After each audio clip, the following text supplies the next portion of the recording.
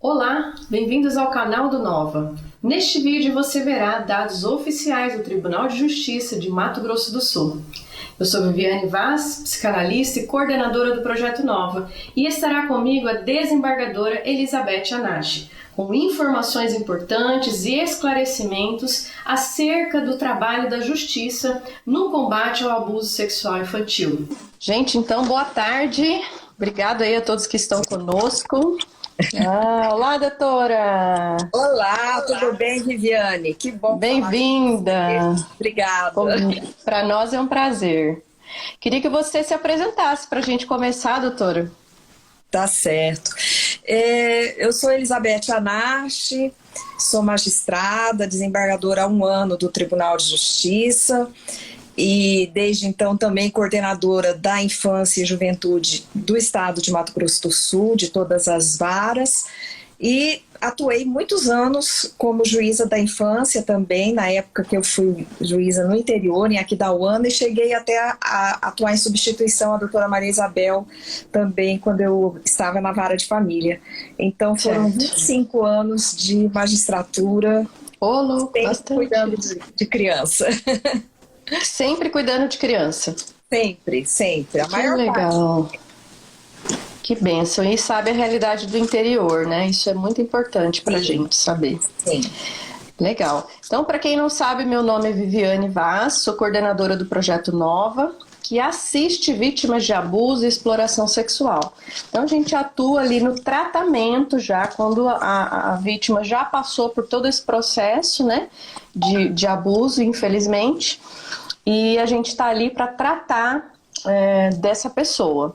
Mas com o tempo a gente foi percebendo, doutora, em 2017 nós começamos a fazer ações mais fortes na prevenção. Porque Sim. Eu acredito que você também tem esse sentimento, né, de que a gente já chegou tarde, infelizmente. Quando o abuso já aconteceu, nós chegamos depois. Realmente o importante é chegar antes. O importante é a prevenção. E aí eu já vou fazer a primeira pergunta que tem tudo a ver com isso, né? Diante dessa nossa dor de não ter conseguido chegar a tempo, e você estava comentando, né, que o ECA vai fazer 30 anos, isso é para nós, para quem não sabe, Estatuto da Criança e do Adolescente é uma raridade no mundo, né? É uma coisa assim, é um avanço muito grande que nós temos, apesar de tantas coisas que nós temos vergonha do Brasil, disso nós temos que nos orgulhar muito. E aí, eu queria te perguntar, doutor, é muito avançada. Muito, eu sou assim, muito admiradora disso e faço questão, né, e falo isso para as pessoas, do quanto é importante a gente entender a lei que nós temos para que a gente coloque elas em prática, né? E a gente possa ser agente aí de cobrar isso. E aí, como que você entende, né, a relevância de tratarmos o enfrentamento ao abuso sexual como um todo?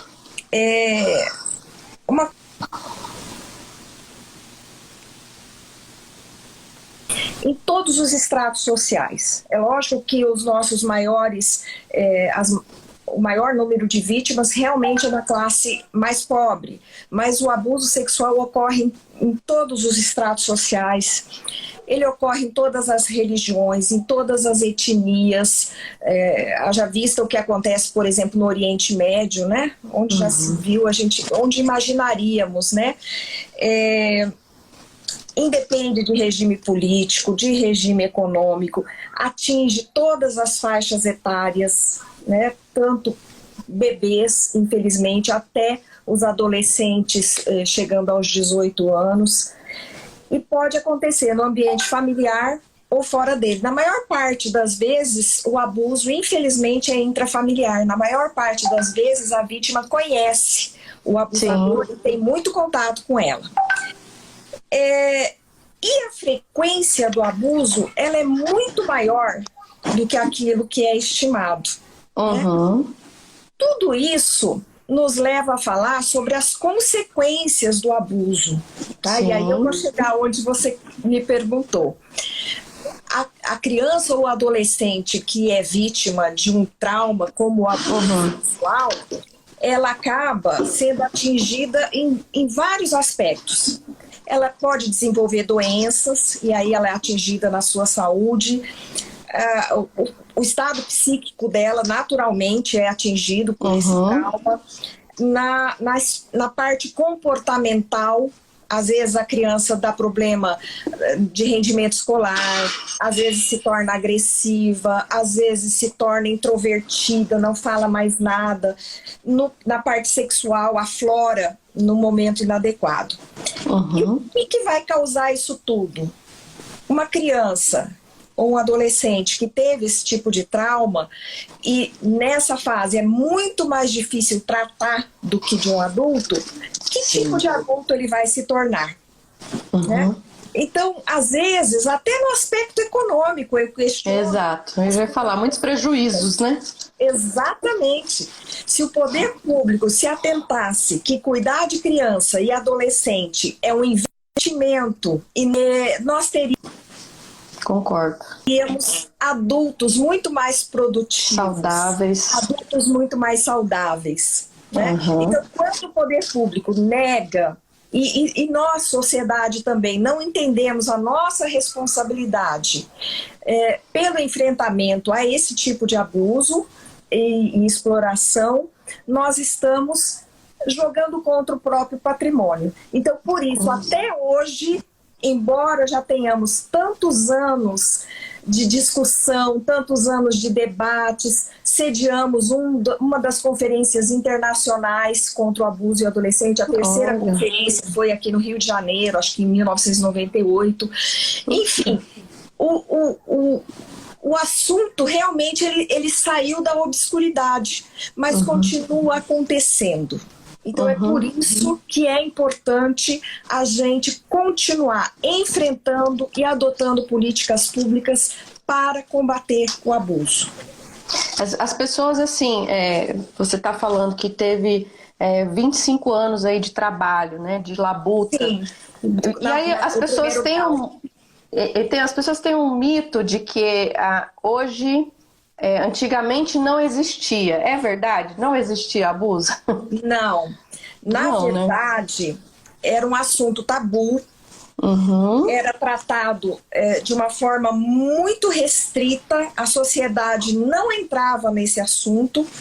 Muitas vezes acontecia dentro da família, e a família abafa aquilo, muitas vezes ninguém fala, depende do abusador, ninguém fala no assunto, é conivente, e esse silêncio não se rompia, mas o abuso sempre existiu, só que ele não era notificado. E vejam que a nossa legislação era tão, vamos dizer assim, tão infeliz, né? Vou usar esse termo, infeliz, que permitia até mesmo a extinção da punibilidade do autor de um estupro se ele se casasse com a vítima.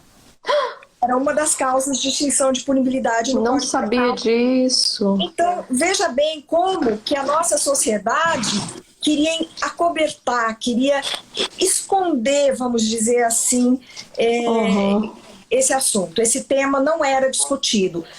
De uns 40 anos para cá, desde que a Organização Mundial da Saúde convocou os países para essas conferências internacionais e começou a lançar ações políticas integrando todos os países de uma forma coordenada, e o Brasil aderiu a essas ações coordenadas, nós tivemos uma mudança no perfil da discussão do assunto.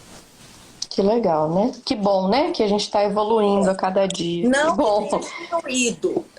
Sim, não, sim. Eu também penso assim. Estamos no Também caminho. penso assim. Vamos para a segunda pergunta aqui que a gente colocou. Quais são as ações que hoje o Tribunal de Justiça do Estado, da cidade, né, comarca de Campo Grande, tem feito em alusão ao 18 de maio, que é o Dia Nacional de Combate ao Abuso Sexual Infantil? Quais são essas ações? Olha, eu estou até aqui com a camiseta do Maio Laranja, não sei se dá para ver. Que legal! Eu realmente vesti a camisa. Esqueci. Então, nós, na Coordenadoria da Infância, estamos até um pouco decepcionados, porque com essa pandemia que nos obriga ao isolamento social, ao afastamento das pessoas, muitas das coisas que nós tínhamos preparado acabou se perdendo. Nós temos que trabalhar agora exclusivamente, ou quase que exclusivamente, com ações online, com ações pela internet. Né? Verdade. Nós tínhamos, por exemplo, olha só que interessante, nós tínhamos programado um seminário voltado para médicos, para a gente tratar justamente do diagnóstico, do enfrentamento daquela primeira vez em que a vítima é atendida por um médico. Como que ele vislumbraria uma possibilidade de abuso e como agir, como diagnosticar, como identificar. Nós tínhamos já programado isso, fica para o segundo semestre, né? Era uma ação em parceria com o município de Campo Grande, mas nós vamos continuar. Agora, voltando ao presente, o que temos para hoje, né? O que temos para hoje? Nós fizemos uma série de parcerias. Primeiro fizemos a parceria com a campanha Faça Bonito, que é uma campanha nacional, reconhecida há vários anos pela sua excelência. Nós fizemos uma parceria com o Projeto Nova, né? E nós estamos divulgando uma cartilha, né? Que você, né? Uma das... Vou mostrar enquanto você fala. Isso, por favor. Essa cartilha, ela é voltada para o público de 4 a 10 anos de idade. Me corrija se eu estiver errada. Isso. E ela é bem lúdica, ela tem uma abordagem muito interessante sobre o abuso sexual. Vejam aí os desenhos, as ilustrações, ela é muito lúdica. E como que nós vamos fazer chegar, já que é uma cartilha de papel?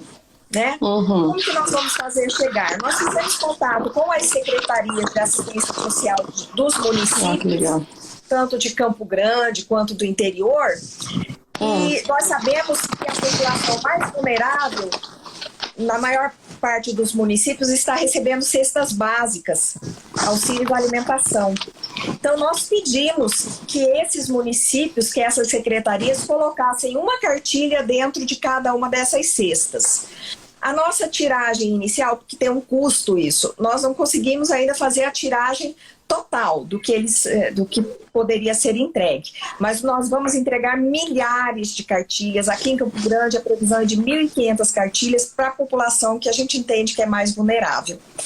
Nós também estamos fazendo uma outra parceria muito bonita com a Igreja Católica, porque nós sabemos que quando a gente enfrenta uma situação de abuso sexual ou de exploração, que a gente tem que tirar a criança ou o adolescente da sua casa por conta da vulnerabilidade a que ela está exposta, a gente às vezes tem que levar para onde? Para uma casa de acolhimento. E nesse momento de pandemia, que está todo mundo assim preocupado com as ações sanitárias, uma pergunta aí, a cartilha está disponível em PDF? Está. Vai estar. Já vamos disponibilizar. Já vamos disponibilizar. Então, nesse momento em que as casas de acolhimento, elas estão assim, passando por dificuldades, a gente até arrecada alimentos, porque a maior parte das casas de acolhimento, elas não são oriundas do poder público, elas são da iniciativa privada, das ONGs, enfim, das igrejas. E então a gente sabe que é difícil, que é até traumatizante colocar uma criança ou um adolescente lá.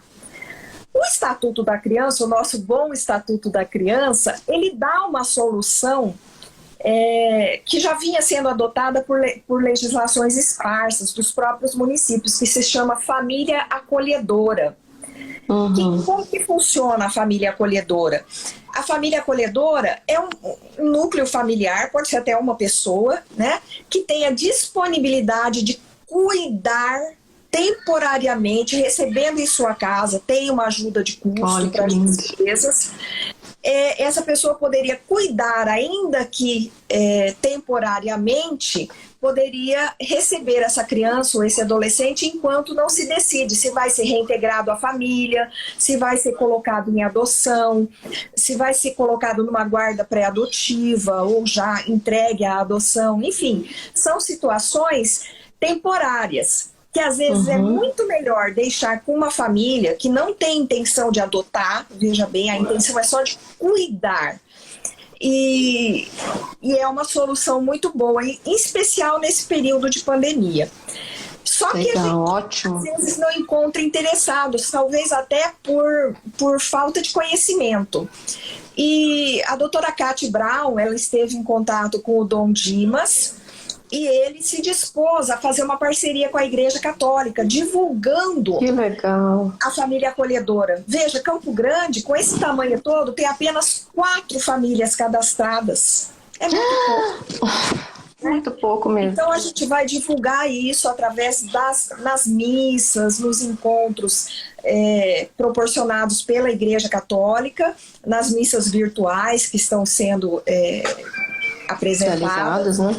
Isso. Nós vamos apresentar o projeto, né? Dizendo que legal. Que é uma possibilidade que um cristão também pode participar, né? Com certeza. Então é mais uma parceria.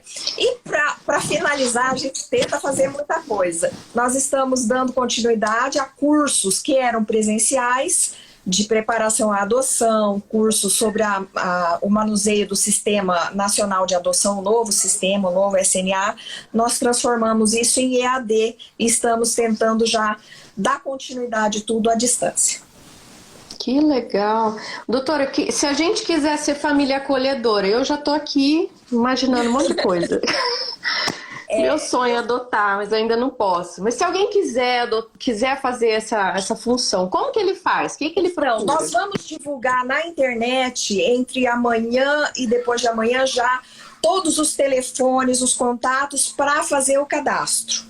Aí a pessoa vai nos procurar para fazer um cadastro, a gente vai intermediar entre a Secretaria de Assistência Social e o Judiciário para desenvolver esse acolhimento, essa forma diferente. Legal! E aí você me manda, doutora, que eu vou disponibilizar em todas as redes do Projeto Nova. Quem quiser ser família acolhedora, né? Quem puder, e levar essa ideia para outras igrejas, para outras instituições. Sim. Fantástico, fantástico. Porque justamente tem a ver com a nossa próxima pergunta, que é esse tempo inédito que a gente está de pandemia.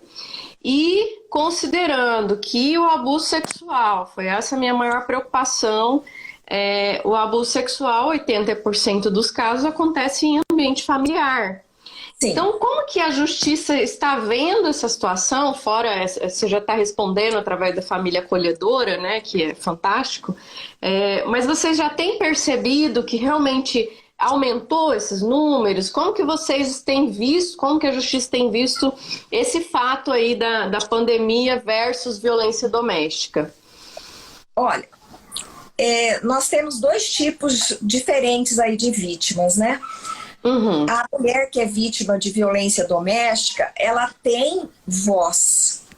Muitas vezes ela é oprimida, muitas vezes ela sofre calada ou tem receio de denunciar o seu parceiro que está praticando a violência doméstica, mas ela tem voz. Ela vai com as próprias pernas para a casa da mulher e ela é recebida lá e tem toda uma estrutura já formalizada. Quando a vítima, e não só no caso da violência doméstica, qualquer vítima, ela tem as próprias pernas para ir à delegacia, ou ligar, né? Ou telefonar. Quando é uma criança, como que ela vai relatar um abuso? Para quem ela relata o abuso? Quando que ela vai entender que aquele gesto que não era tão legal, aquilo ali é abuso? Como que ela vai processar aquilo na cabeça e conversar com alguém? Pedir ajuda. Por enquanto, é muito diferente a situação da criança e do adolescente. Eles têm aquelas pessoas de confiança com quem eles conversam, com quem eles relatam. E o que está acontecendo agora nesse período de pandemia, com esse isolamento? Muitas vezes a criança ou o adolescente ficam dentro de casa com o próprio abusador. É uma situação terrível. E ali, para denunciar, fica difícil. Por quê? Porque já não está próximo daquelas pessoas com quem mantém laços de confiança. Como, por exemplo, uma professora, um professor, uma cuidadora, a médica que atende. E às vezes quem está cuidando dela é o próprio abusador. É o próprio abusador. Então isso... A gente já vai responder essa outra pergunta, Ruth, né? A gente já vai responder no final, que vai ter essa pergunta aí. Vamos falar sobre depoimento especial, sim, Tuti. Bastante. Se der tempo, mas vai dar, sim. Vai dar. Então, essa é a nossa grande preocupação que é causada pela pandemia. E outra coisa também é que com essa falta de rotina escolar, com essa situação que estamos todos vivenciando e sofrendo juntos, né? Eu também tenho 2 filhos pequenos, eu sei como isso funciona, eu tenho homeschooling também, né? O que acontece? Muitas vezes a criança ou o adolescente passa um tempo muito maior na internet. E às vezes, se não tiver supervisão, ele pode estar sujeito ou fica sujeito por mais tempo à exploração e ao abuso pela internet. Então são essas situações. Quando eu dizia que a vítima, criança, adolescente, ela tem mais dificuldades de chegar, vem justamente naquilo que a gente está detectando. Em contato com a delegada da DPCA, ela me informou que não está assim, sensivelmente aumentando o número de denúncias. Mas porque os canais estão fechados. Então, infelizmente, é uma realidade que nos obriga a tentar entrar também na internet e falar sobre abuso sexual. Mandar cartilha, né? É legal que essa cartilha, eu fiquei assim extremamente honrada, né, por vocês terem abraçado essa causa. Quero agradecer de coração em nome do Projeto Nova, de toda a nossa equipe, por ter comprado essa ideia, né? E a proposta da cartilha tem um final aqui, ó. Espaço para você desenhar, e aqui ele fala o que o seu corpo tem falado, né? E também tem um outro momento que fala desenho que te envergonhou ou deixou confuso. A nossa aposta é que essa criança que não está conseguindo falar, a criança ela fala através do comportamento, ela fala através do desenho. Então, a gente pode ter aqui como um veículo, né? E aqui no começo tem uma orientação aos pais para que eles percebam isso. E é muito importante, a doutora pode complementar isso, é muito importante que os pais acreditem, né? A gente tem muitos casos que a filha conta para a mãe ou o menino e a mãe não acredita, não leva a sério, acha que é mentira, né? Dá mais credibilidade pro abusador e não dá credibilidade para a criança. Eu acredito que é algo tão vergonhoso que dificilmente alguém mentiria, né? O que você acha sobre isso? Olha, eu tenho até uma lista aqui que o CNJ divulga sempre. Eu acho que todos nós usamos esse roteirinho para não errar, né? E que ele fala assim, olha, existem mitos e verdades. Algumas coisas que todo mundo fala não se escreve, não é certo. Então, por exemplo, nós temos como mito isso de que a criança... Só um minutinho aqui, que eu trouxe até... A criança inventa, né? Exatamente, que a criança muitas vezes inventa que sofreu abuso, né? No caso... existe um levantamento que diz que apenas 6% dos casos são inventados. Vou anotar isso. É um estudo que o CNJ nos trouxe. Então, olha, de uma forma, raramente a criança mente. A gente tem que olhar bem. O olhar da criança é muito interessante, mas a gente tem que ficar atento, porque é raro aquele caso em que a criança inventa alguma coisa. E eu costumo até falar, só uma observação, costumo até falar que se a criança inventou, não é natural dela criar essa história. Ela viu em algum lugar. Ela viu em algum lugar. Ela aprendeu com alguém, alguém falou, ela viu na TV, ela viu na internet, alguém contou, enfim, não é natural dela inventar essa história sem ter tido uma referência. Sim, sim. Outro mito que a gente sempre acredita, olha, adolescente, por exemplo, sabe o que está fazendo quando é vítima de um abuso ou de uma violência sexual. Às vezes, já sabe, já é iniciado, concorda. Vejam bem, abuso sexual é crime. Isso. Por exemplo, manter relação sexual com uma menina ou um rapaz de até 14 anos, a violência é presumida. Então é estupro mesmo. Estupro de vulnerável, né? De vulnerável. Então, são situações que a gente tem que alertar para todo mundo que convive com a população infanto-juvenil. E dizer que tem condições de concordar, porque já teve uma relação sexual antes, ou porque é entendida, né? A gente sempre... Eu trabalho em uma câmara criminal, eu recebo muitos processos de abuso sexual contra a criança. E muitas vezes o abusador vem e fala, não, ela que pediu. Às vezes criança de 8, 9 anos. Ela que pedia para não parar. Então, assim, umas situações horrorosas que a gente não aceita e que a gente precisa divulgar. Existe. Sim. Cuidem. Né? E é isso, a história de que sabe o que está fazendo é mito, não sabe. E que inventou também é um mito. Exatamente. E que inventou é muito raro. E a gente tem meios de colher o depoimento. Identificar, né? Desse adolescente e identificar. Né? Ai, que lindo. Né? Fantástico ouvir isso de você. Porque assim, às vezes é o que a gente pensa e a gente tem a impressão que a justiça não vê isso, né?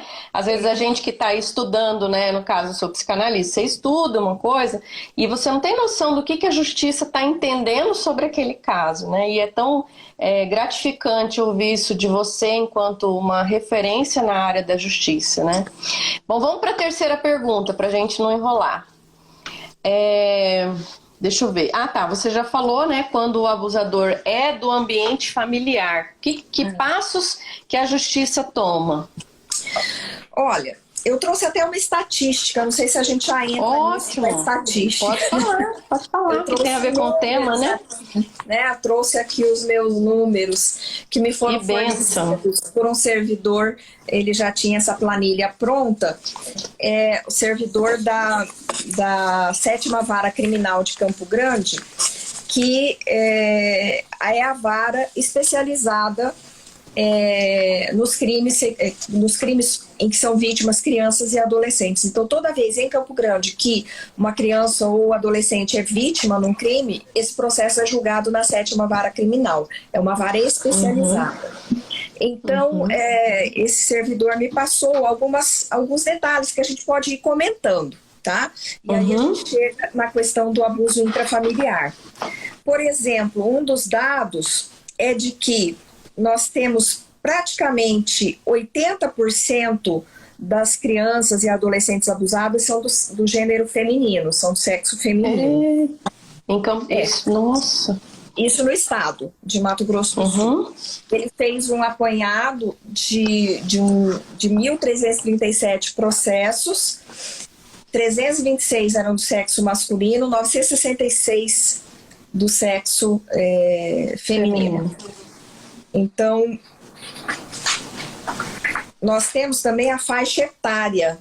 A faixa etária onde mais acontece o abuso é de 2 a 12 anos no sexo feminino. 2 anos, doutora? 2 a 12 é a faixa etária, que nós temos uma quantidade muito maior. Ainda tem... Entre meninas de 13 a 24 e meninos de 2 a 12 é quase igual, né? Então nós temos um número muito alto de meninas na faixa de 2 a 12 anos, praticamente 80%, que são as vítimas preferenciais, vamos dizer assim.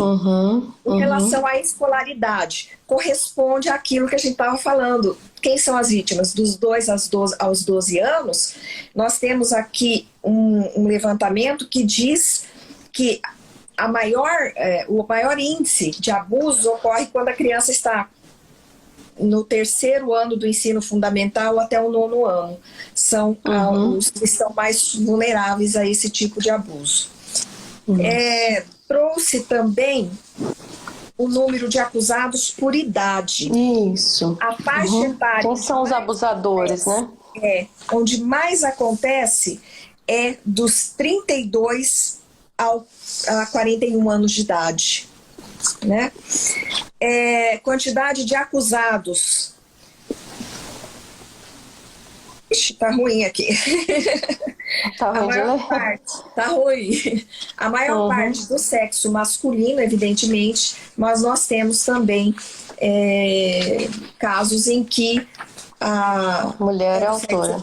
A mulher é autora. Né? É plenamente possível. A gente sabe que, infelizmente, tem casos em que as mães ou as cuidadoras, enfim, são coniventes. Tem casos realmente que nos chocam. Muitos, né? E aí vamos à relação entre as partes. Nós temos praticamente mais de 2/3, em torno de 70 e poucos % de abusadores de relação intrafamiliar. Quase 70% é pai, padrasto ou tio da criança. Ou seja, uma pessoa de primeiro grau, né? Tem relação familiar, né? Sim. E, no mais, tem muitos outros também que são muito próximos. Um padrinho, um amigo da família, né? É muito mais raro acontecer um abuso de alguém totalmente desconhecido, que não seja conhecido da criança, que não frequente a casa. Ou que a criança não frequente a casa dele. Né? Então, isso essa relação de parentesco, ela é muito presente. Sobre as audiências realizadas, eu vou falar daqui a pouco, quando a gente falar sobre depoimento. Com relação ao abuso intrafamiliar, vamos aprofundar. Isso, quais são as ações, né? O que a gente orienta? É muito comum a gente perceber que uma mãe ou um pai descobre que a criança foi vítima de abuso por alguém da própria família. A família se reúne, dá uma dura no abusador, ameaça isso, ameaça aquilo, isola da família, para de conviver, mas não denuncia. Esse é o grande problema. Denunciar é fundamental. Por quê? Porque o pedófilo, na realidade, a pedofilia ela não tem cura. Tem tratamento para controlar, mas cura não tem. Sim. Então esse abusador já pode... Vai fazer de novo. Vai fazer de novo, já pode ter feito com outras crianças ou adolescentes, né? Então é fundamental denunciar. Né? Nós temos vários casos, né? Tanto que a gente vê que mais de 2/3 é de abuso intrafamiliar. Né? Então, é preciso denunciar, senão isso vai acontecer. Nós temos casos, assim, eu me lembro, quando eu era juiz em Bela Vista, um senhor, o próprio pai, ele estuprou a filha mais velha até 14, 15 anos de idade, depois ele foi para do meio e aí ele foi para pequena. Sabe, enquanto as meninas iam crescendo, ele passava para mais nova. Então, assim, se tivesse denunciado da primeira vez, essa família teria sido poupada de tanto sofrimento. Além Quantas ameaças essas meninas viveram, né? Sim, infelizmente. Muito sofrimento. Então, e às vezes eu falo muito para as meninas que às vezes chegam lá e falam assim, mas eu não quero denunciar, eu tenho medo. Eu falo, denunciar, mesmo que não aconteça nada, você está poupando outra pessoa. Então, mesmo que no seu caso, talvez seja difícil, às vezes elas pensam, é difícil de provar, tal. Falei, mas só de ter tido um registro, isso já vai proteger a outra criança, porque se alguém chega nessa outra criança e ele já tem esse registro, isso vai ajudar a justiça a perceber que ele realmente tem esse hábito, né? Então, eu sei que é muito difícil para quem é vítima, mas... Veja bem, pelo princípio da presunção de inocência, vamos falar tecnicamente. Fala, melhor que você fale. A gente não usa casos arquivados sem condenação nenhuma, sem nenhum tipo, né? A gente não usa como antecedente. Agora, é óbvio que uma escola não vai contratar alguém que já teve uma passagem. A gente percebe isso na prática. Né? A gente percebe na prática. E olha que isso às vezes é cruel, às vezes é injusto quem foi acusado injustamente. Exato. Então, tem que ter essa cautela. E chega a retirar, doutora, por exemplo, se a criança consegue falar, ligou lá no conselho tutelar, olha, a pessoa que está na minha casa, tenho medo de falar, o que vai acontecer com essa criança, né? Se ela chega a ligar no conselho tutelar pedindo socorro, quais são os procedimentos? É justamente isso que acontece. O Conselho Tutelar aciona toda a rede, aciona a DPCA. Esse caso ele pode ser levado à justiça para eventualmente investigar tanto a parte criminal quanto a parte civil, né? Porque pode ter consequências no poder familiar. Enfim, hipoteticamente são vários caminhos, mas é importante denunciar. Né? E um outro mito... O Disque 100 está aí para isso. Né? O Disque 100 é um canal que nem identifica a pessoa que está denunciando. Isso. Ela pode pedir sigilo, né? Pode pedir sigilo. E uma outra coisa, um outro mito que está dentro dessa questão da denúncia, doutora, por exemplo, a pessoa falar que a denúncia não vai dar em nada. Isso é um mito. E outro mito é aquele mito, você, se eu denunciar, eles vão tirar a criança da mãe, né? Queria que você falasse sobre esses dois mitos antes da gente ir para a próxima pergunta. Tem muito mito aí mesmo, né? Primeiro, se denunciar vai tirar a criança da mãe, a não ser que ela realmente esteja concordando, né? Se ela concorda com o abuso, se ela colabora, se ela concorre para a prática do crime. Aí sim, é lógico, aí essa mãe não tem condições de ficar com o filho. Agora, a gente olha sempre a situação sob o ponto de vista da criança, sob o ponto de vista do adolescente. Onde ele ficará melhor, com quem ele ficará melhor, né? E qualquer outro mito que não vai dar em nada... O outro mito que não vai dar em nada. Ninguém vai fazer nada. Veja bem, o que acontece é que um processo, ele não se forma do dia para a noite. Até a gente cumprir todas as formalidades para que um processo seja registrado, autuado, instruído e sentenciado, é um passo longo. A gente tem que dar o direito de defesa, a gente tem que permitir a produção de provas, porque ninguém pode ser condenado sem prova. Ninguém pode ser condenado sem ter tido o direito de se defender. Então, essas situações que às vezes causam uma certa lentidão, uma certa demora nos processos. E tem a questão do sigilo, né? Quando é caso de criança. Que ninguém fica sabendo o que está acontecendo. Não. Esses processos que envolvem abuso sexual, de qualquer forma, e processo que envolve criança e adolescente, ele entra em segredo de justiça. Então ninguém fica sabendo onde que está o processo, né? Em que momento. Para a pessoa consultar, ela tem que ter o número do processo e um código. Senão não entra no processo. O processo não é... Geralmente só quem está envolvido ali diretamente que tem acesso. Só quem tem o código, que é o advogado, a própria parte que pede. Excelente, doutora. Muito bom, hein, gente? Estão gostando? Que legal. Tô feliz demais, viu, doutora? Muito obrigada. Vamos lá. Em geral, existe uma tendência do abusador afirmar que a criança está mentindo e ele ficar impune. E aí veio a questão da lei do depoimento especial, né? Que eu queria que você falasse tanto da impunidade, né? Se diminuiu ou aumentou com o depoimento especial. O que é o depoimento especial? Como que ele funciona para que a gente possa aí diminuir essa taxa de impunidade? Sim, o depoimento especial, ele é uma técnica que a gente usa, é uma técnica, vamos dizer assim, humanizada, que a gente usa para colher o depoimento de uma criança ou de um adolescente que foi vítima de abuso sexual, né? Hoje em dia, é obrigatório utilizar o depoimento especial nessas situações. Como que é que funciona?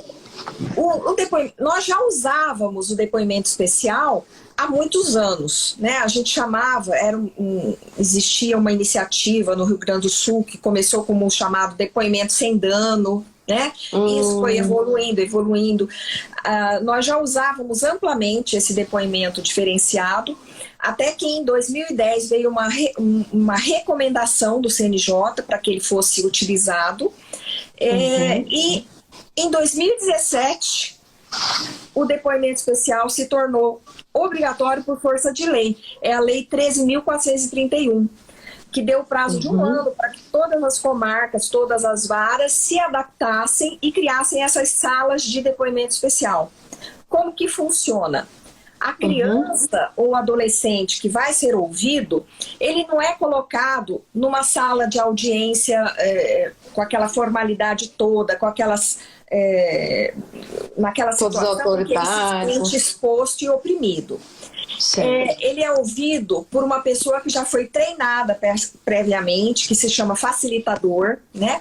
O facilitador, a facilitadora, coloca a criança numa sala, deixa esse depoente à vontade, primeiro explica como que vai ser feito, tem todo um protocolo que tem que ser seguido para deixar essa criança tranquila no sentido de falar o que realmente aconteceu. Certo. E enquanto essa conversa se desenvolve, ela está sendo filmada, gravada, e essa imagem ela vai lá para a sala de audiência, com o juiz, o promotor, o advogado, enfim, até o acusado também, enfim, essas pessoas acompanham o depoimento. No final, se ainda tiver algum tipo de dúvida, ficou alguma coisa a ser esclarecida, pede-se ao facilitador que solicite mais esclarecimento. Esclareça, né? Esclareça algum ponto, tire alguma dúvida. Foi em que data, foi em que época. São coisas... são coisas bem tranquilas. A gente percebe que é muito vantajoso usar esse tipo de técnica. Primeiro, porque a lei prevê que esse depoimento especial seja tomado logo no início. A gente faz uma cautelar, né, uma medida específica, e escuta essa criança ou esse adolescente logo no início. E como isso é registrado em áudio, vídeo, isso não precisa ser reproduzido. Repetido. Alguém perguntou, né, da revitimização. Para não haver a revitimização. A palavra me enganou. É difícil. Mas para que a criança não se revitimize, não fique repetindo todas as vezes, lembrando todas as vezes do que aconteceu. E além disso, e ela não tem contato com o abusador também, isso é muito legal, né? Não, inclusive se ele ela... não tem como ficar intimidando ela, né? Se ela sentir que até a presença dele na sala de audiência, lá com o juiz, pode ser uma forma de intimidação, ela pode relatar isso, e o juiz pede que aguarde lá fora, né? Tem também a medida protetiva, né, doutora? Se ela, durante o dia a dia dela precisar, ela tem acesso. São medidas cautelares de afastamento, de não contato, enfim, uma série de coisas. Alguém perguntou aí, quem é o facilitador?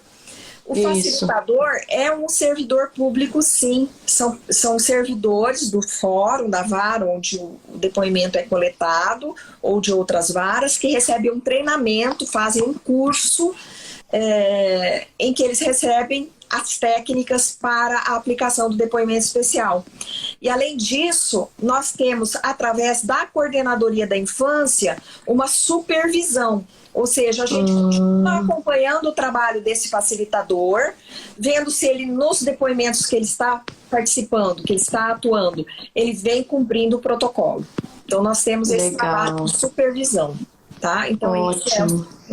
esse é o facilitador. Um cuidado, né? E tem uma formação, né, doutora? Tem uma formação. Veja bem, uma outra vantagem. Enquanto a gente está filmando, a gente percebe o gestual, o comportamento, a fala do depoente, da criança, do adolescente. Isso tudo fica registrado, tudo isso fica ali postergado, pode ser revisto quantas vezes for. Se chorou naquele momento, né? Se ficou mais aflita. Sim, tudo isso é apreciado. Considerado, né? Em grau de recurso, por exemplo, a gente recebe os processos para analisar as apelações criminais, os outros tipos de recursos, e muitas vezes houve depoimento especial, a gente tem lá o áudio, o vídeo, a gente consegue visualizar isso tudo, já para julgar o recurso. Então veja que vários profissionais podem ter acesso a esse depoimento para facilitar toda o processo, né? A instrução do processo. Enfim, e evitar a impunidade, né? Exato. E evitar a impunidade, né? Evitar a impunidade. E você percebe que com o depoimento especial diminuiu a impunidade, doutora? Nesses seus anos aí de trabalho? Sim. A gente percebe que é mais fácil detectar o abuso. A prova ela é mais clara, ela é mais transparente. Certo, isso nos facilita muito para dar a certeza, para não ficar em dúvida a respeito da culpabilidade ou não do agente. Certo. Tinha uma outra coisa que eu queria falar. Nós fazemos o depoimento especial há vários anos, há mais de 4 anos, aqui em Mato Grosso. Aí vem aquelas estatísticas que eu tinha trazido também. Ah, legal. Pode continuar falando. Exatamente. Nós já realizamos com esse grupo de facilitadores, com os técnicos, 1.125 audiências de depoimento especial, com 1.337 crianças e adolescentes ouvidos, né? E a gente faz uma pesquisa. Isso em quanto tempo? Esses 1.000? Isso em quanto de tempo? 2015 a abril de 2019, né? Que agora as coisas estão meio suspensas, diminuiu um pouquinho o ritmo, né?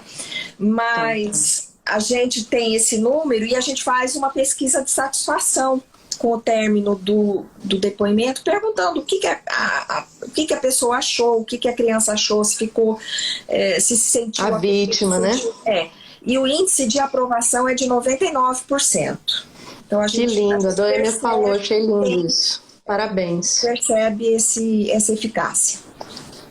Eu sou super fã do depoimento especial, porque assim, a gente entende que tanto a parte ainda que é necessária, é inevitável, que é a perícia, né, o corpo de delito, que já é extremamente agressivo para a vítima, mas é inevitável, né, infelizmente. Só que às vezes o depoimento... não deixa rastro, não deixa materialidade para ser submetido a exame de corpo de delito. Sim! Né? Daí vem aí toda aquela invasão, e aí não acha nada, é pior ainda, né? Às vezes não teve, ainda. Por exemplo, um ato em que não sêmen, houve penetração, né? Não houve, enfim, essas situações elas não são detectadas no exame pericial, mas no depoimento especial sim, a vítima relata o que aconteceu. E é bom falar até para quem não sabe, né? O estupro de vulnerável não vale só para conjunção carnal. Então, não necessariamente que tenha que achar sêmen lá, que tenha que ter rompido o ímen. Tem muita gente que tem esse mito ainda, né? Ah, mas não rompeu, ela não perdeu a virgindade. Só que ela foi abusada de outras maneiras. De outras formas. Que também é considerado estupro de vulnerável. Sim, sim. São atos libidinosos diversos da conjunção carnal, né? Então, existem casos em que existe a conjunção carnal e aí a materialidade ela é mais fácil de provar, né? Eu já tive caso, por exemplo, em que o abusador teve relação sexual com uma pré-adolescente que engravidou, teve o bebê, pelo exame de DNA comprovando que ele era o pai, ficou uma prova irrefutável, né? da conjunção carnal, apesar de não ter tido, na época oportuna, o exame de corpo de delito. Veja que há várias formas de demonstrar, né? Provar o crime, né? E eu já atendi casos também que o pai era o pai que abusava e ele tinha um cuidado, entre aspas, tá? Não é um cuidado isso. Cuidado de não abusar, para ela não perder, não abusar da vagina, não ter penetração na vagina, para não perder a virgindade. Então ele fazia estupro anal e oral. Só para que quando alguém perguntasse se ela era virgem, ela estava virgem, né? Então o abusador, ele é muito astuto nisso também. Então é outro mito que as pessoas não enxergam também, né? Que tem entendimento de que não é só a conjunção carnal, tem os toques também, tem outros tipos de abuso que são tão graves quanto, né? Tão graves quanto. E que o abusador usa disso para que não tenha provas, entre aspas, né? Sim. Olha, e uma outra coisa também, Fala mais de dados aí para nós, Não, só um outro mito que a gente costuma muito dizer, que a criança ou adolescente abusado não vai esquecer nunca dos detalhes, não vai esquecer nunca do tempo, da duração, da época em que roupa estava usando. Às vezes isso não fica registrado na memória. Varia de caso a caso. Verdade. É verdade. Eu trabalho com isso, sei, né? Muitas vezes vai lembrando ao longo do tempo. Claro que ficou registrado, né? E muitas vezes o próprio bloqueio da memória é uma proteção, uma autoproteção. Né? Não quer dizer que foi apagado da memória, mas a memória ela faz isso justamente para se proteger. E tem gente que às vezes na hora de um processo judicial quer forçar a criança a lembrar. Não, mas você tem que saber que roupa você estava usando, aqueles ou mitos, se alega, né? Que ela mente por não lembrar. Mente por não lembrar, ótimo. Então, ou justificando o abuso, né? Mas também você estava lá. É lógico que quando surgem incoerências muito fortes, aí isso gera uma dúvida que impede uma condenação. Ótimo. São situações que a gente tem que ver a coerência. Ótimo. Perfeito. E é feito um cuidado, a criança ela passa também por um psicólogo, né, doutor? Em algum momento aí do processo. Sim, sim. Para o psicólogo fazer uma avaliação. Sim, também. Porque muitas vezes fisicamente não afeta, mas psicologicamente certamente vai afetar. Sim, não. Isso é aquilo que a gente falou lá no começo, né? Pode afetar a saúde, pode afetar o bem-estar psíquico, pode afetar o comportamento, o cognitivo. Atenção, né? Tudo. Legal. Você tem mais algum dado aí, doutora, para compartilhar com a gente que você acha interessante? Eu acho assim que o interessante, o que tem que ficar de tudo isso que a gente falou aqui, desde o começo, a gente já está quase uma hora aqui conversando, o tempo passou muito rápido, né? Só temos mais 5 minutos. Mas assim, o que eu acho que é importante de tudo isso que a gente falou, primeiro, tentar prevenir, né? Certo. A família que conversa com seus filhos, a família que explica, olha, tem partes do seu corpo que só você deve tocar. que um estranho ou outra pessoa não deve tocar. Isso se a gente conversar com a criança, se a gente explicar, se a gente estiver aberto a ouvir, já é metade do caminho. Grande, exatamente. É a grande sacada. A gente tenta chegar antes. Se não conseguiu, o segundo passo, né, a atenção aos detalhes, né, não conseguiu, tá? E aí constatou que a criança mudou de comportamento, que aconteceu isso e aquilo, detectou. Aí o segundo passo é a denúncia, né? Um país, eu vi uma frase assim há alguns anos dizendo isso, que um país que quer ser grande tem que cuidar daqueles que ainda não cresceram. Que lindo, é verdade. Então, eu acho que é essa a lição, né? A sacada disso tudo. Aquilo que a gente estava conversando no começo. Se nós tivermos muito cuidado com as nossas crianças, com os nossos adolescentes, nós vamos ter adultos mais felizes, adultos mais produtivos, adultos economicamente ativos, né? Exatamente. Saudáveis. Né? Então, excelente. Poder público, governantes, cuidar de criança e adolescente é investimento. Investimento. Não é despesa. Tá bom? É verdade. Muito bom, doutora. Muito obrigada. Alguém tem alguma pergunta? Ficou alguma pergunta para trás, gente? Se ficou, me dá um oi aqui e fala, olha, minha pergunta foi essa.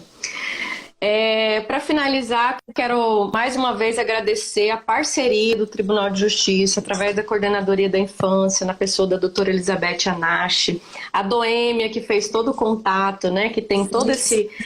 A gente tem altos planos aí, faz tempo, né, de fazer várias ações. Nossa equipe é pequena, mas faz barulho.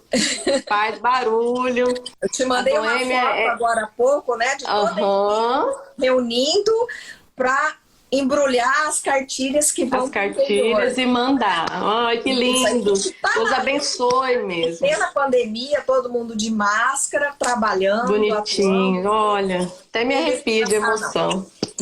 Amém. Que bom, gente. Então eu quero contar com você que está nos assistindo para ser um agente de proteção, um agente de levar justiça mesmo, seja a voz de justiça para a criança, o infante, que ele não tem voz, então ele precisa de nós, mesmo que não seja seu parente, mesmo que não seja da sua responsabilidade, se importe, ensine, denuncie.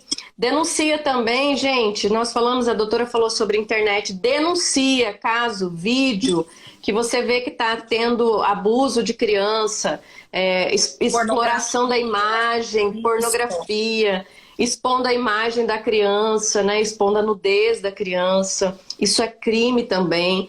E é tão rápido agora de denunciar nos aplicativos. Todos os aplicativos têm, é muito fácil de fazer. No site do Disque 100 você também pode denunciar sites que você achou esquisito, músicas. Cara, a gente precisa se posicionar contra essa cultura que justifica o estupro e que justifica que a menina ela deve ser estuprada, entre aspas, tá? Que ela pediu. Como denunciar? Paulo tá perguntando. Paulo é meu amigo lá de País de Gales, viu, doutora?